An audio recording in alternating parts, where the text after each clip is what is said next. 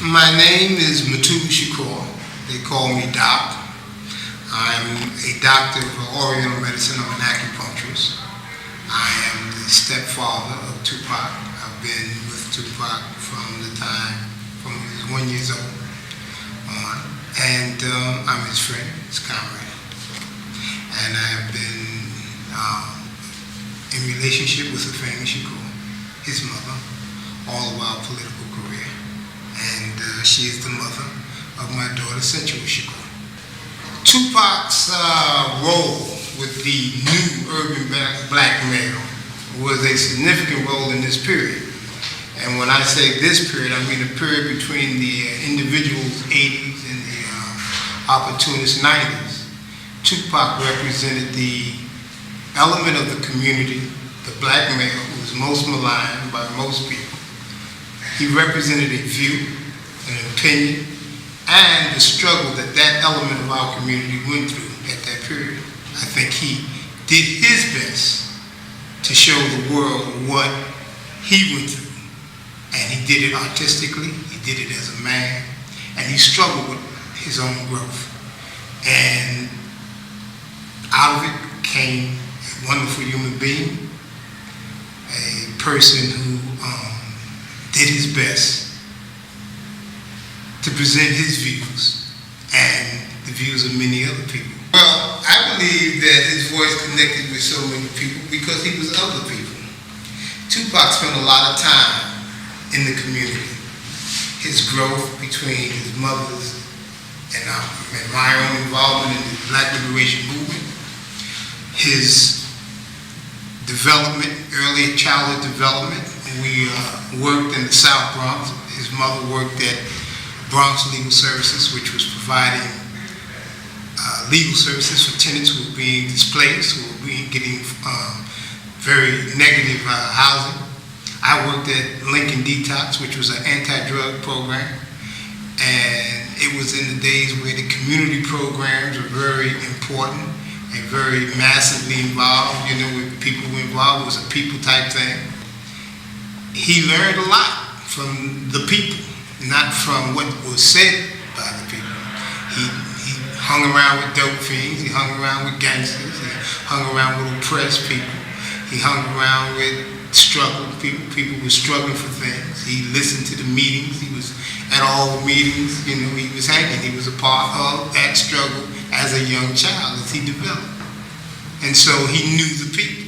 And so as his creativity evolved, he was able to articulate those feelings and had his own feelings by suffering, not having food sometimes, and not living in the best home sometimes, and trying to catch a gypsy cab in Harlem or in the Bronx. You know, he did everything we did. You know, the rain, the snow, the no heat, the heat. You know, so he experienced what people experience, and a lot of us cannot articulate what we experience. A lot of times we're glad that someone else articulates it. So when Pac presents a piece, whether it be poetry or a rap or a song or just speak, people identify that because we all don't have that ability to represent our pains and our joys and our frustrations.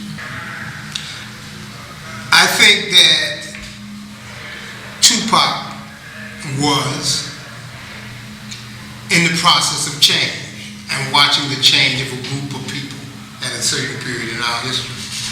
And that change was occurring in our community because the Black Liberation Movement had been destroyed by COINTELPRO. And that people who initially were involved in liberation became involved in opportunism and ego. And that it became a period where there was a lull in the struggle for human rights, a lull in the struggle for community control, a lull in the struggle for our integrity and our dignity.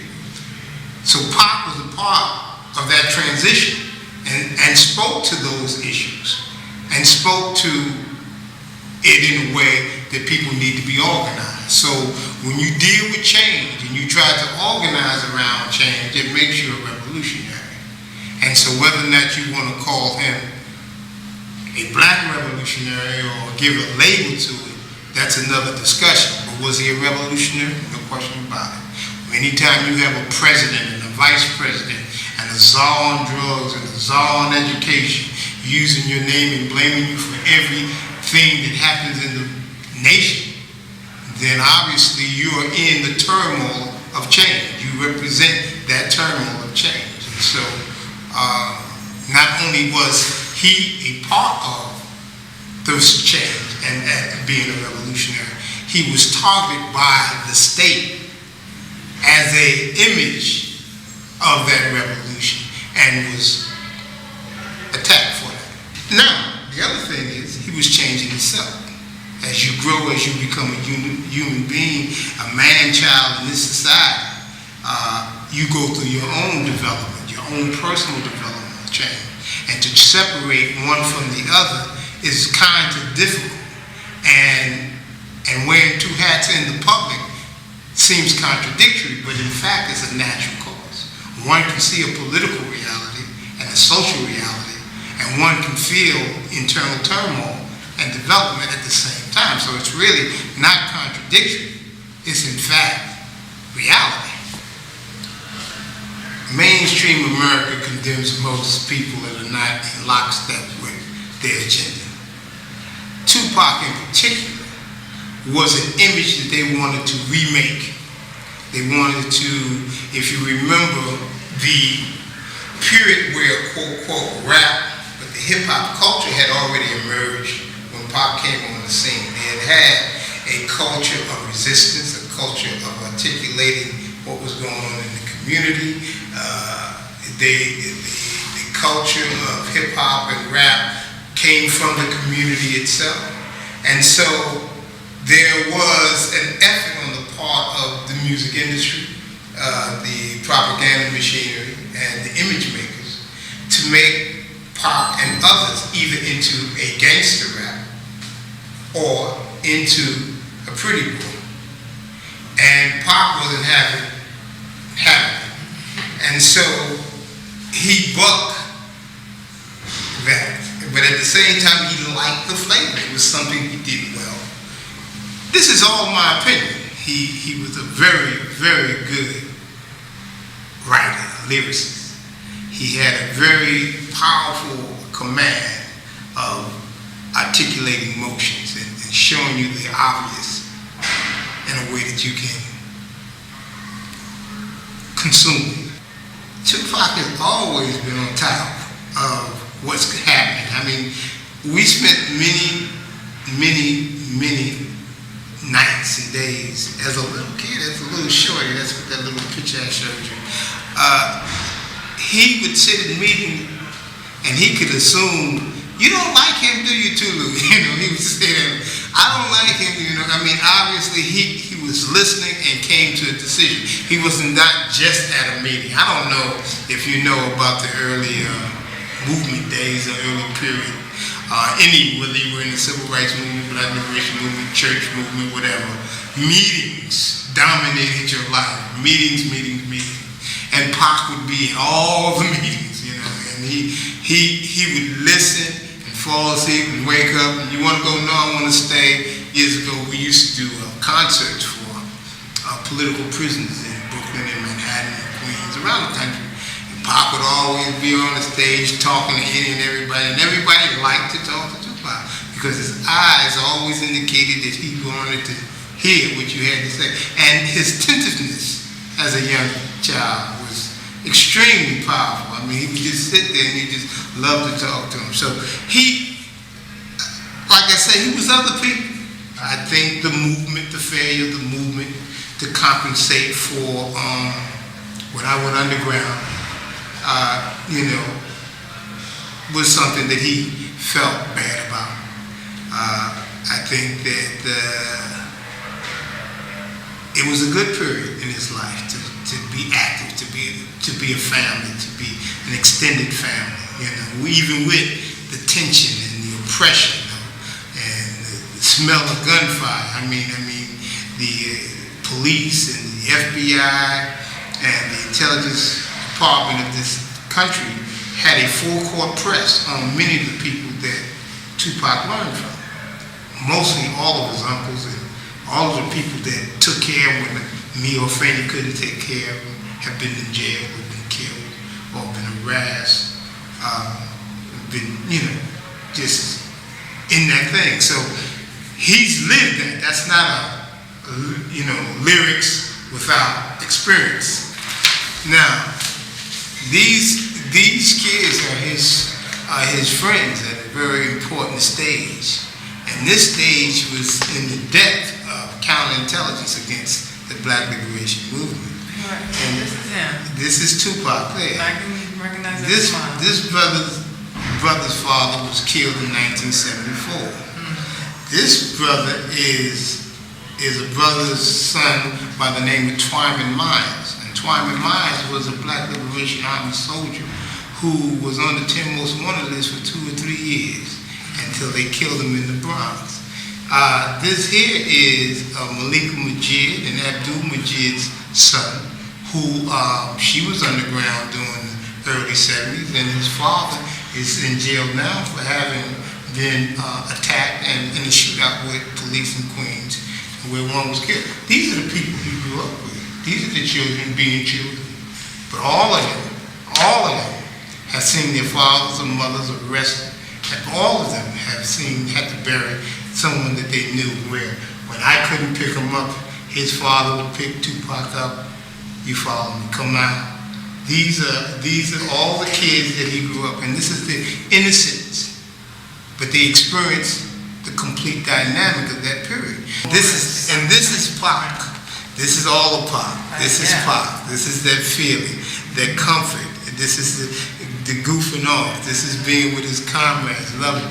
So his fraternity for friends and his brotherhood was an important part of who he was. And, disappointments in that period obviously, I went underground in 1980. And so, we were not, me and Afeni weren't together, but me and Afeni was together because the movement and relationship were two different things. We were in a relationship, but we were involved in the same movement. And so we were always, and have always been, friends. So before we had a relationship, maybe we shouldn't have had a relationship, but that's history to determine that. But we have always been comrades. And so they have always been my children. So it has never been an issue. When people say, who was his father, I don't never get into that discussion about whether or not Billy Garland was his father. Now, obviously, he biologically was his father. I'm a person who's never had a biological father. But my father was Abu Shakur, Saladin Shakur, and he has represented to me what a stepfather should be. And he's never married my mother or know my mother, for real. He said, so his son is my brother who was killed. Zaid was killed by the New Jersey police. Lumumba was killed in 1986, just before I was captured, a week before I was captured. And these are the people who Tupac had as uncles. In 1981, when the repression was intensified, and him and Afeni, etc., had to go and run from the FBI, and when the FBI would go into their schools and intimidate them and try to find out where I was at, where his aunt was at, where Sada was at. Most children don't know that. I think in the last part of the 90s with this new drug war and this new drug culture, more and more of the third world community understand what fascism and repression is. But we were, and they were, experiencing that as children years ago. And so imagine a 6'4", big old gawky, squarehead, somebody coming into your school and stopping you before you get on the bus, and and he has to take care of his sister, and where's your father? Do you know where Sada is? Where do you live at? And being responsible for securing your sister and keeping your mouth shut because he had learned that from years and years. And I'm not saying it's the best way for a child to grow up. And I'm not saying that we were the best of parents. Our intent was to be parents and revolutionaries. That was our intent. The consequences of those efforts, we'll still have to analyze and understand. When you know, who's not at odds with himself? Obviously, Tupac was at odds with himself. He loved to party because we always party. We love to love. We love the fun. We love to have, make love. We love to, hang out on Oblivion. That's what we like to do. And we used to do it together. We used to sleep in the park, we used to kick back and listen to music, Stevie Wonder, We used to love to be family. We used to love to hang out, We used to love to, Lincoln Hospital and the Bronx Legal Services was full of people struggling to make a quality of their life out of the slums that looked like Dark Germany in 42, you see. That's what the South Bronx looked like in the 70s when they were burning the buildings down. But we would go in there, we'd have a good time, we'd have a good meal. Woody Crest Avenue looked like a bombed out shelter. People lived there because they controlled it and they controlled the rent and they helped work to make the building a place for people who couldn't afford the rent, and we lived there and we hung out there and we strung a wire from one end of the building to the next. These are the things we did. And when people who were addicted to drugs and victims of methadone would fall out and faint and have convulsions, Pac was there. Pac was there in Lincoln Hospital when the transvestites first started getting hormone shots. And they used to hang out with Pac, and Pac would sit up on their lap and talk to them. We lived. We didn't deny anything. We went to church. They went to church, with the grandmamas, and they hung out in the clubs with us, and, you lived. So, not to live and enjoy yourself and live and have to watch yourself all the time at odds with yourself, you had to be at odds. You had to be at odds. And it makes you contradictory. Because in one element, if you open yourself up, you get hurt. And then you have to create this image of belligerence and antagonism to defend yourself from opening yourself up. So that's the dynamics, obviously, yes. Well, obviously to me, Pac foresaw his life. And I think that he seen it long ago. He just started racing. People disappointed him. And then he started racing. We would have conversations about suicide. And those conversations was frustration. But they had a legitimacy to it in his own mind because he had a volume of things that he wanted to get done. And he was so disappointed at people's lack of spirit and love for things that are obviously you should love and should want to do. And I'm sure that the Alarm Park records and the Lewisburg telephone records will indicate that we fought like hell about different things. We screamed and hollered. I was, someone he knew he was going to challenge and get the party started. So I think, though, he became convinced that he had so much to offer, and that's what we told him. And that the frustration was nothing compared to what we had been going through. And that it was just his turn. And that it was his turn to carry it on.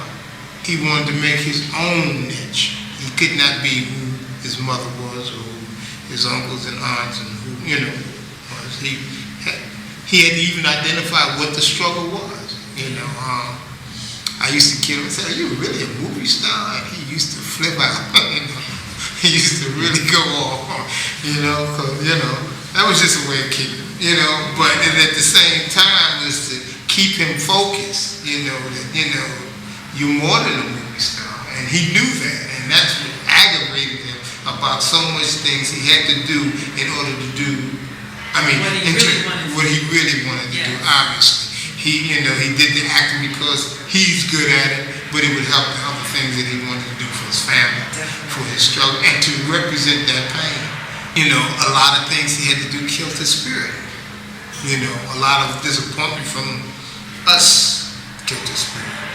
And a lot of mistakes he made, people made him pay too much for at a development age. Certain people are geniuses, are forgiven for their idiosyncrasies. They're forgiven because it's a pocket. The genius is matured and they're forgiven because the end product was so great. But Tupac was never forgiven. He was never forgiven. And realized he passed form at 26. And in these years from 18, 19, 20, 21, that's the developmental stage. It's 3 times 7, 21 before you become a man, based upon the numbers. And he was in the throngs of that, trying to develop who he was. And so even from that perspective, in relationship to all of young black men,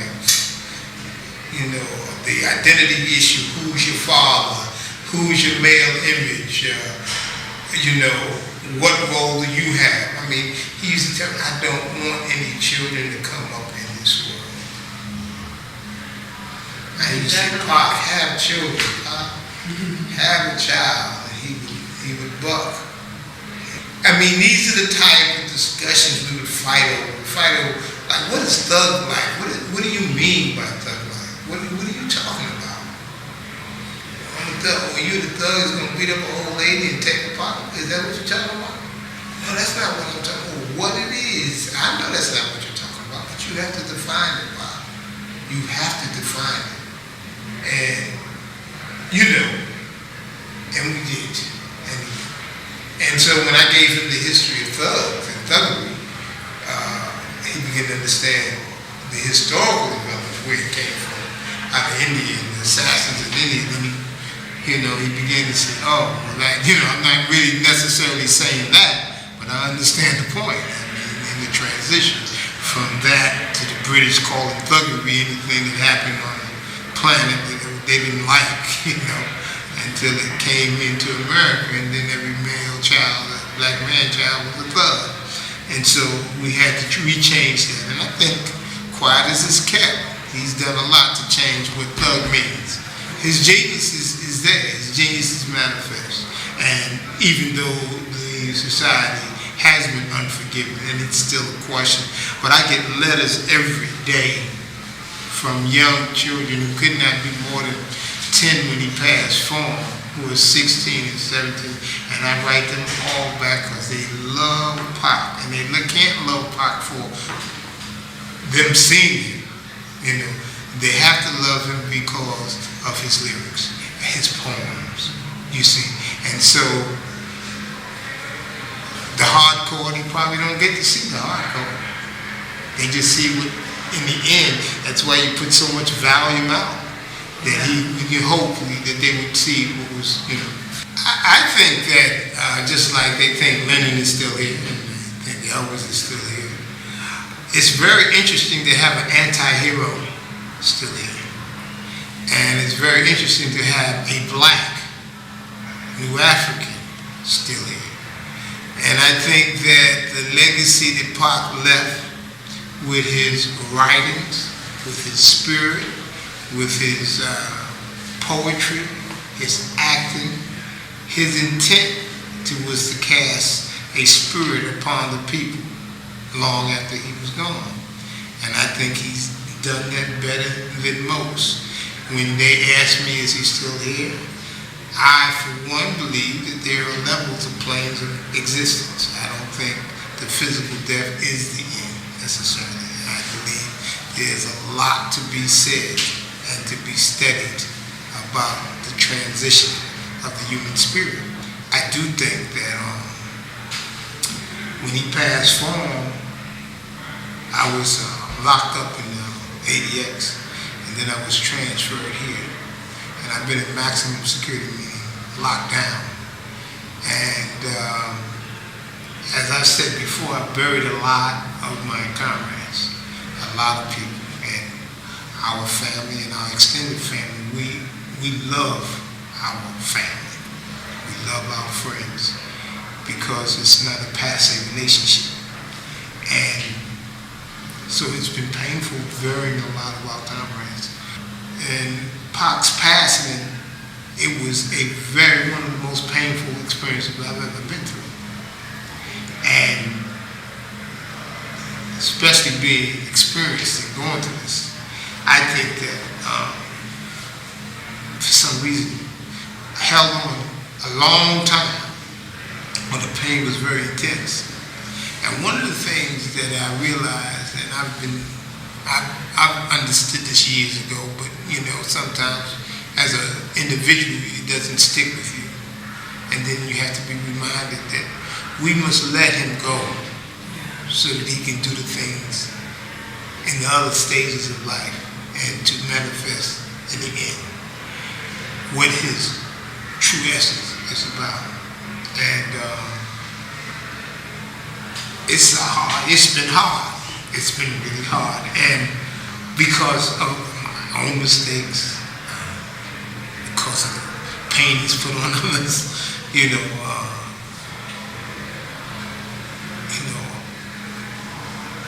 no finality, no end. His mother's doing a tremendous job in keeping his legacy strong and doing the thing. But each person has a responsibility to the people they love. And so I guess I don't feel that I have been able to do all the things that I needed to do for him. And but I know we have to let him go. So one of the things I'm trying to do this CD in tribute to him and other political prisoners and prisoners of war of our movement, flush it out, but in terms of why people think he's still alive, I think it's a good thing. It's a part of him continuing to move and touch people. I think that's part of the responsibility he's left for us to do what we can to deal with the underclass, the underdeveloped, the disenchanted, the discouraged. Never give up, I think he's left a larger responsibility for us to do. And, obviously, there are some very painful experiences in his life.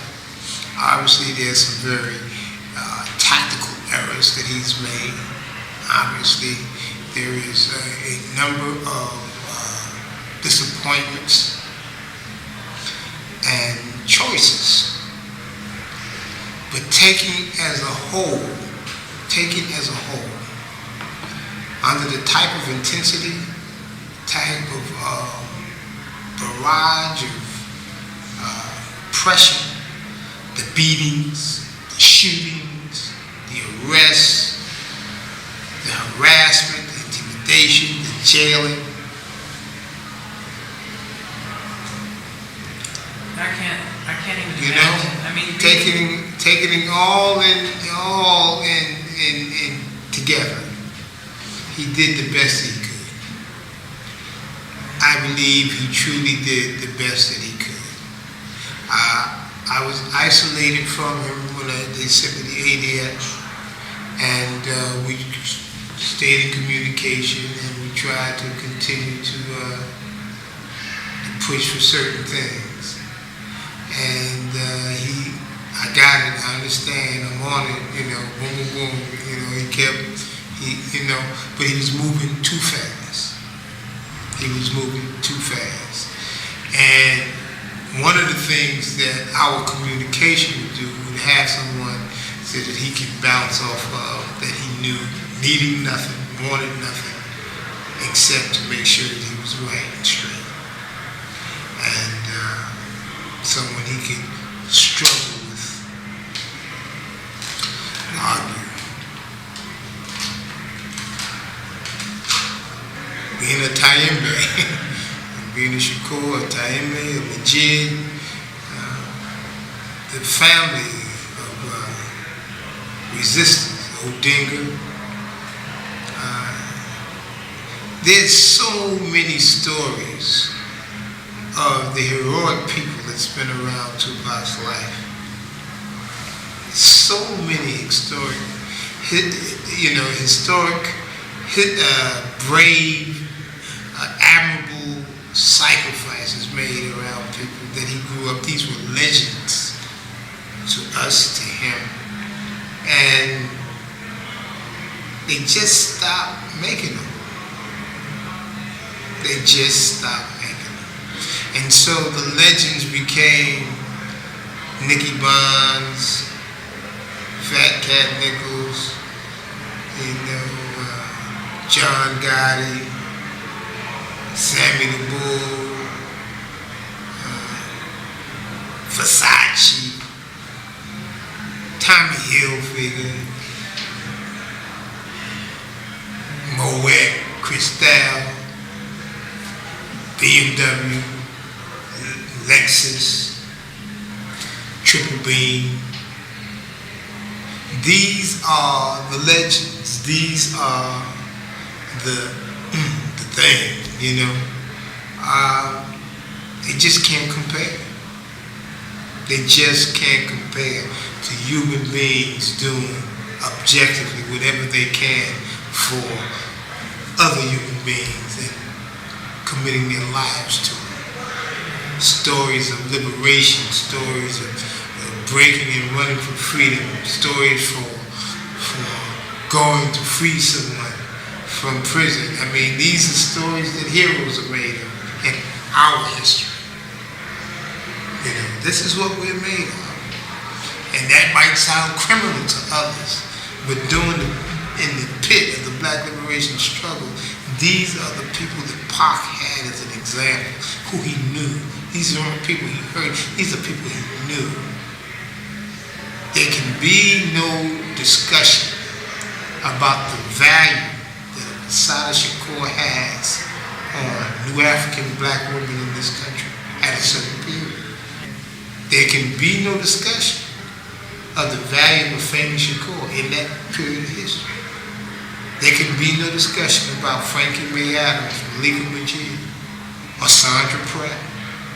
These are aunties, women who took care of him, fed him, took him to the movies, took him to daycare.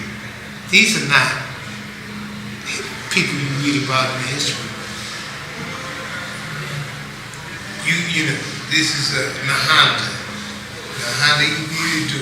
I mean, these are people who are Fulani, people who've given up everything at a period in their life to do what they think is principally right for our people. And this is who Pac's. This is his family. Not always right, not always on time, not always being there, not always, but this is his family. And so his life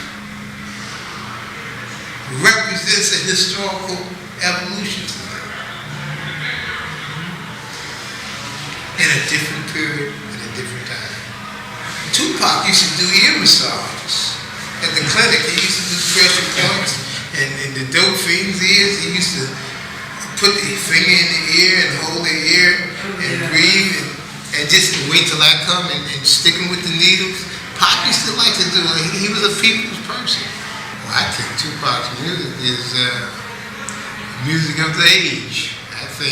I was hoping that he, obviously, I love his music. I have the production and the like. You're talking about all the lyrics all the time. We rumbled over that. But I think that we used to struggle back in 91, 92. I'm old school and the so-called new school. See, the East Coast rappers a little like avant-garde-ish, where rhythm and content and offbeat is more applicable. The West Coast has rhythm, jingle at that time, you had some people, Paris and some others, bringing it on, but Pac was, I Get Around and the jingle and that go, and I really didn't like I Get Around. I said, what is that? That's, I Get Around. It sounds real lollipop. But when my homies call, that kind of stuff. But I think that we used to push for that Bobby Womack beat or that Maze beat with the East Coast rap and style and mixing them together, and I think that's one of the reasons why his music is palatable to most people, because he integrates the rhythm, song, lyrical thing to make a nice mish, and I think people like the music. It does the soul good. Not only does it does motivate. I'm not saying he motivate nobody to kill anybody. That's ridiculous. But it motivates people to get up and want to do all of that music. And I've been in prison a long time, and a lot of the prisoners always tell me, well, I used to play this music when I was getting ready to do this, they like the music, it's the joy. In 1992, Pac came to Longpart, and he met a lot of brothers who were rapping, and he was very impressed. And he made a commitment that, when he got his thing together, he was going to give a lot of them some shots, to come up. And so I said, well, I'll keep an eye on a certain. So we had made kind of commitment to put out a CD, with them from behind the wall, prisoners, mainly. And he passed form before he was able to do it, but between the thug code that we put together and different issues, we will make a commitment to try to do this. And so this CD is a dedication to him. There's various artists that are on it, and the songs are dedicated to him and political prisoners. And it's a concept album of keep pushing on, hold on. And so it's aimed at that audience that Pac would have dealt with. And it's not, I think that people would think if they have Tupac album, they would want to have this album. It's from his father to him, and it's not polished like that. It's just some straight, do your thing, rap, motivational stuff, we're going to do, this was under the Data Struggle production. It has nothing to do with Amaro Records. It has nothing to do with any other record company. It's just straight from the streets of no-name people, some named people, some people that I believe Pac would have gave a shot to, not for commercial purposes, but because they're trying. And it's been a 2 or 3 year project, and we're almost finished. We hope to have it out by Kwanzaa. And you'll probably be able to get it off of the internet, like that. And we're gonna put this picture on, and we got some other pictures of him and Pac and Longpart, so they can see, various sides of it, and from more of, how we respect his work on a political level for political prisoners. Wonderful Pac, I don't think that people would know much about political prisoners in America, prisoners of war, for the Black liberation struggle. He's always kept that out front, and he's never wavered from that. And no record company has ever been able to manipulate that out of his lyrics. And Bailey, his manager at the time, Brother Watani, obviously is a part of the liberation movement, and has always been there for, to make sure the political continuity was, there. There's just a lot about Pac that still has not been taught. And it's not that, we're saying that people don't want to do, it's just very comprehensive, and it needs more, more flushing out. Death Row Records. Death Row Records was a vehicle for him to use at the time. And it was a vehicle, that I think he tactically felt that he needed to take, They had some good artists with some potential. I mean, obviously, commercially, he had a lot of commercial potential. I think Suge Knight did a lot on that commercial level potential. I believe that the intrigue was a different type of intrigue that he was involved with. You have Tupac already had enemies by the government, and so when you integrate two types of contradictions, you never know where your enemy is coming from, and you create much more confusion. And I think that Death Row obviously was a gangster rap music company, and I think that gangster rap and revolution together, unless there's a political principle agreement, creates a whole new scenario. And so therefore, counterintelligence, intrigue, gang unit, intelligence, drug thing, and counterintelligence, political. I think obviously the government did not want Pac, way before Death Row, did not want Pac to become a staple in America's culture. I think that they did not want Pac to be able to bring to him those who went to gangster and or culture, because Pac would come forward with political work and the cultural resistance, similar to what a Bob Marley or Fela or Mary McKeever, Yuma Sakila, Lucky Dube. I mean, you know what I mean? He would have gravitated that element that would have continuing the Lance Poets, the Gil Scott Heron, but at a much, much, much higher level, at a commercial level, at a political level, and with the support of his his name, his credibility would not be just lyricists, just singing. And so I think he had his own concerns, politically and militarily. And when he went with Death Row, it became two types of military concerns and two types of political concerns. But he made a tactical decision, and obviously he was, working with those decisions. Obviously his word meant a lot to him, so his commitment to Suge Knight was something that he was going to fulfill. So, and I think that he wanted to fulfill his commitment to his struggle, his history.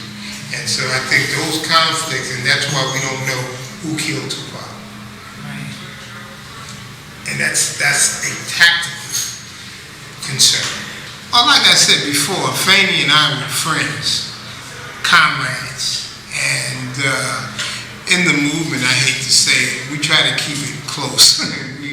Our relationships, camaraderie and emotionally and romantically, generally overlap at that period in history. One of the things we learned in the struggle, not in life, the struggle is life. There's criticism, self-criticism. And so whenever we're confronted with our own who we are, we generally be more critical than we are objective, because we have to look at ourselves kind of. I think that I was a man in Tupac's life who had a commitment. I was a man in Tupac's life who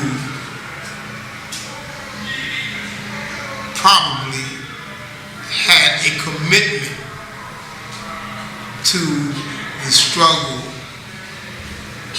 more than to the family. Now that is not to say that I did not have a full commitment to my family. I mean, because the Black liberation struggle was about the Black family. I think that preparing for the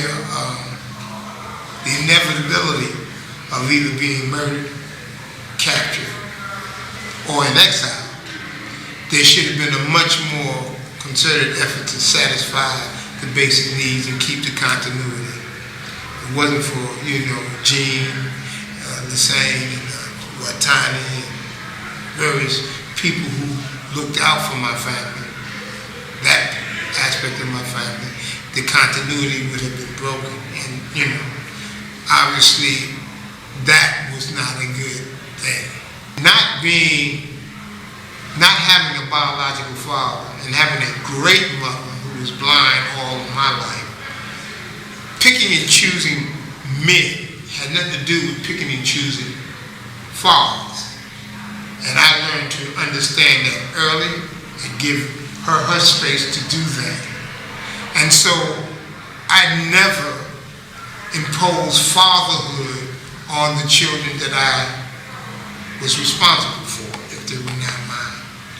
And Tupac, I was very careful about saying, I am your father.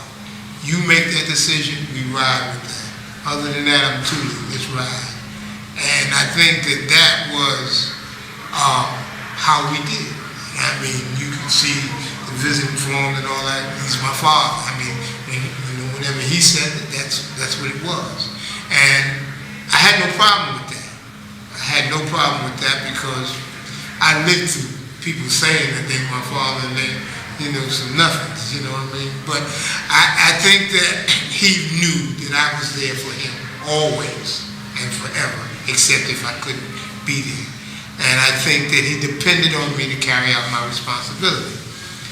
Now, my older son, Moprim, who had not been so much in my life the first part of his life, had experienced the absence of that fraternity. Because me and Pop, there's no child, and I have a couple of children, I have 5 children, there's no child that I've spent that type of time with other than Pop. And so, watching the two of them understand what my role is, Pac has always known that I'm the person, that in the end I'm the person, where Moprim wasn't sure. And even till the day, I mean, we, love and the rest of it, but he's still not clear that what Pops mean, what that image of responsibility means. And in various dynamic ways, I was father, friend, and comrade with Pop. And so I think that was a positive example of men, of being a man and having a relationship with a man. I think that the media and the standards take too much glorification in their view of things. I think the people understand real life. And I think what attracts Tupac to so many people 6 years after his passing is because he has been real. And I think real is getting kicked down the hill and getting back up. Real is making a mistake, saying I'm sorry, but you're not going to bury me in it, I'm moving on. Real is taking a position and standing on it. Pac has done that. Real is finding out what you are about and putting that out there and deal with it the way you want to. I mean, masses, the media, take it or leave it, it's on you. If you clear where you're going and why you're going there, that's what it's about. Pac's lyrics, prophetic. You see, Pac's lyrics talks about things that are still consistent today. Pac's lyrics talk about pain in terms of the social conditions of AIDS, in terms of the conditions of romance, in terms of the police brutality, economic disparity, cultural genocide. I mean, Tupac talks about God. Tupac asks questions of God. Who doesn't? Who doesn't? he was writing. He was feeling. Oh, I gotta answer this question. Can you imagine him going through his day, and he runs into a little sister or a little brother, and they pose a question or make him think. He has to get that he is right, because I know that that person is going to need that answer, and I can put that answer out, and people will hear it more than just the person that asked it, because I have the capability. I'm the messenger. I can do it. Not a saint, a messenger. Not a perfect person, a messenger. From my point of view, I think MTV, BET, all of them should give him his due. And I think that there's still so much to give him, because what they're giving it is his commercial due. And I'm here in Atlanta. This is the mecca of good music, but very seldom do you hear Tupac's message music on the top 40 radio stations. You hear his music. A man by the name of Malik Kalan plays his music every Wednesday night and Thursday night. You get an hour, they call it the Pac Ride. You're going to hear it on the RFG 89.3. You're going to hear a whole hour of all of his music. But I mean, you can go 2, 3, 4 weeks before you hear a pop song on the regular top 40. You see, and so it's not that people are getting a diet of it because of the commercialism, or because he's in rotation like that. Now, I'm in Atlanta and I'm in prison, so I'm not sure what the rest of the world is doing, but in here, I mean, that's the fact. And I think that the schools in Berkeley who are analyzing his lyrics, I think that as a teacher, I used to teach myself, you need tools to deal with the clientele that you're dealing with and try to move it from one stage to the next. I think it's appropriate for him as a poet, as a lyricist, as an artist to be. You did it for the Beatles to analyze the flower child issues of the '60s. You know, we've done it for various artists. I mean, the blues is consistently being analyzed, and I think, and what impact and how it evolved, jazz classes. But I think hip hop, the rap culture, is a culture of movement and articulation of the expressions and concerns of people in relationship to their environment. It is one of the most clearest expressions of this period than essays and books than anything else. And it's more mass than essays and books. And so for him to have a significant role in the continuation and the advancement of that tool, I mean, just like that man KRS-One, I mean, he's a bad boy, you know, you really got to, so it's a lot to still have been, to be written. And he's still, but Pac is a lot more that you got to analyze about his role and what it is that he's doing.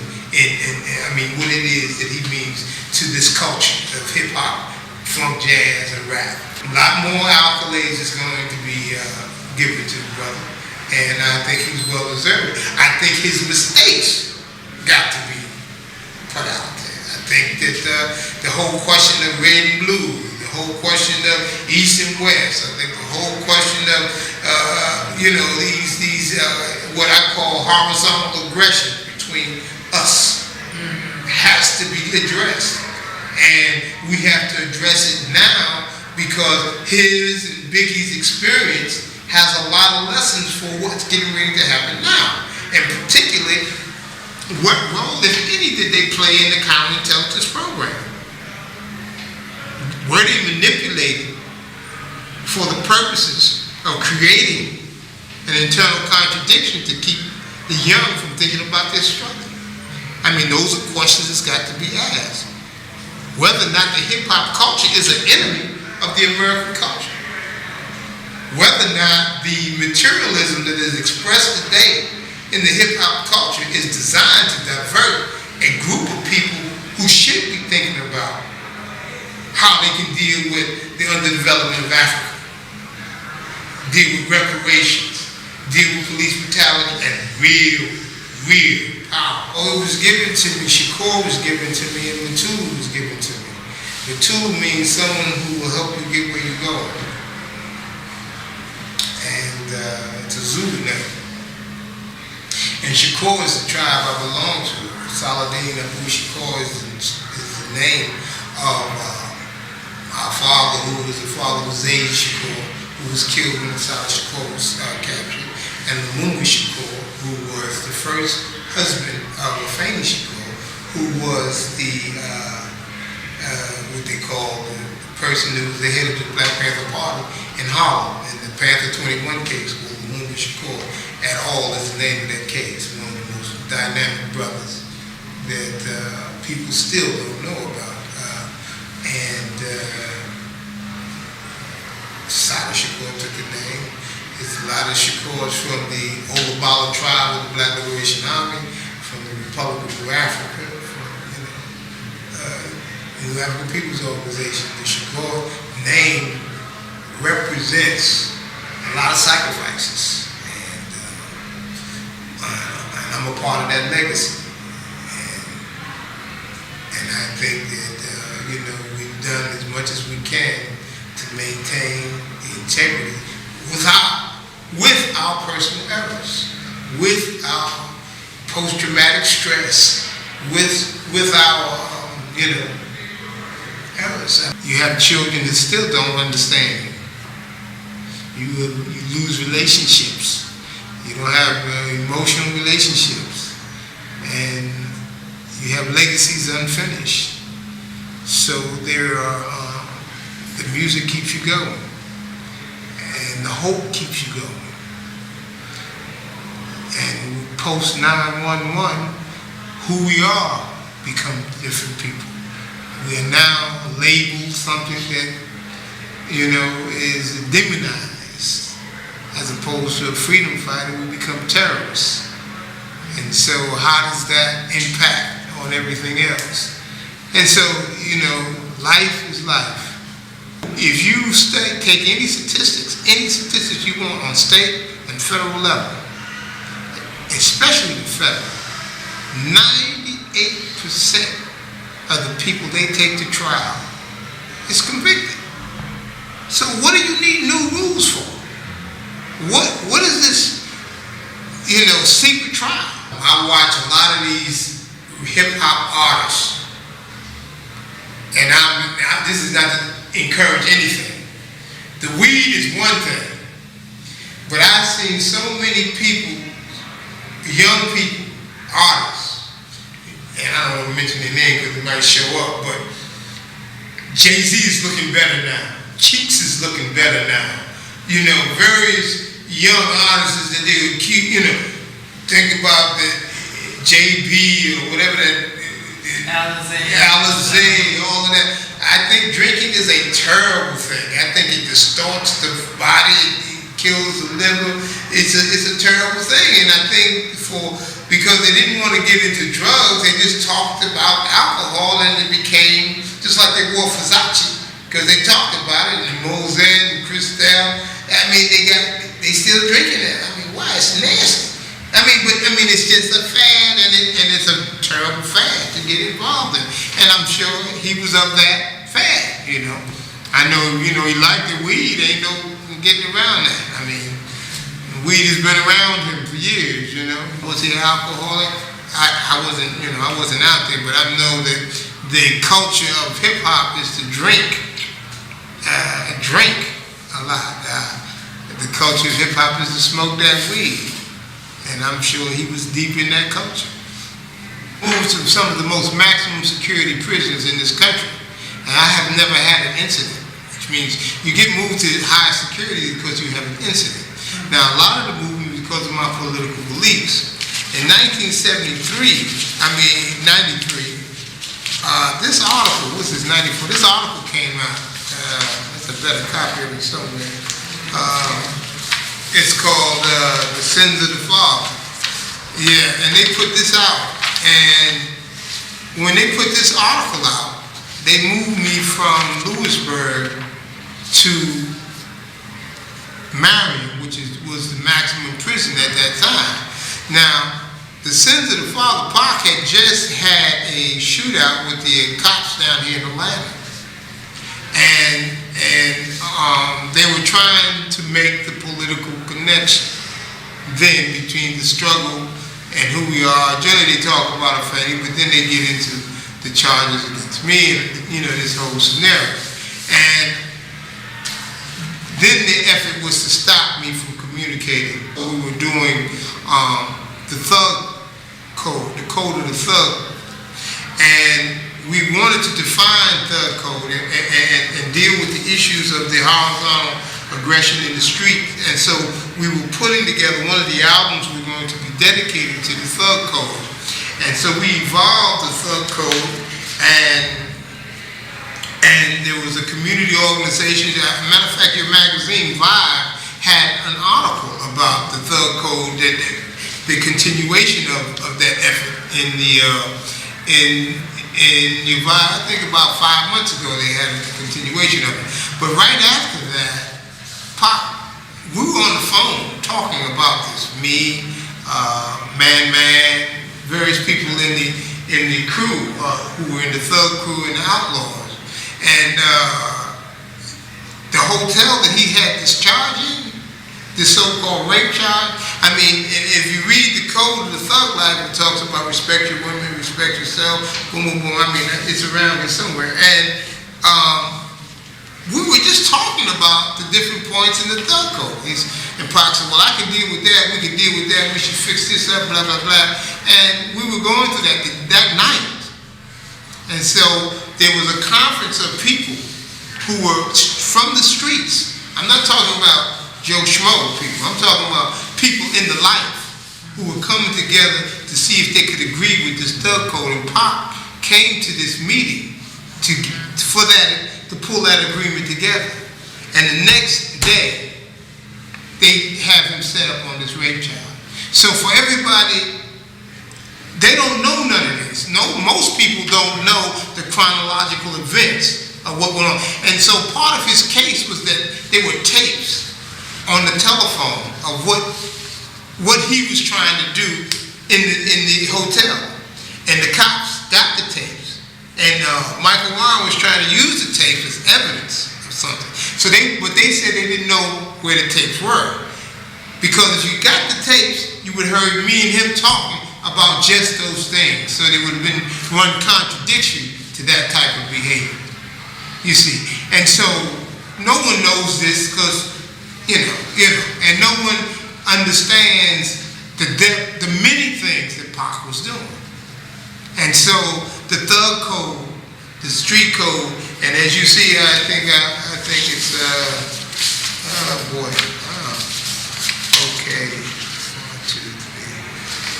I don't know if I have the right copy here, but anyway, it is very specific about what you can and cannot do as a thug. You know what I mean? Don't sell to pregnant women. Don't do this. And it's not a thing that says you can't do this, because we know we didn't have the power to prevent people from doing what they were going to do. All we asked them to do is to respect the community, respect pregnant women, respect sisters, and respect themselves. You know, no shooting in parties, no shooting in clubs. If you have a target, deal with your target. Don't deal with people with collateral damage. The same thing they're talking about in collateral damage. We know that conflict is going to exist.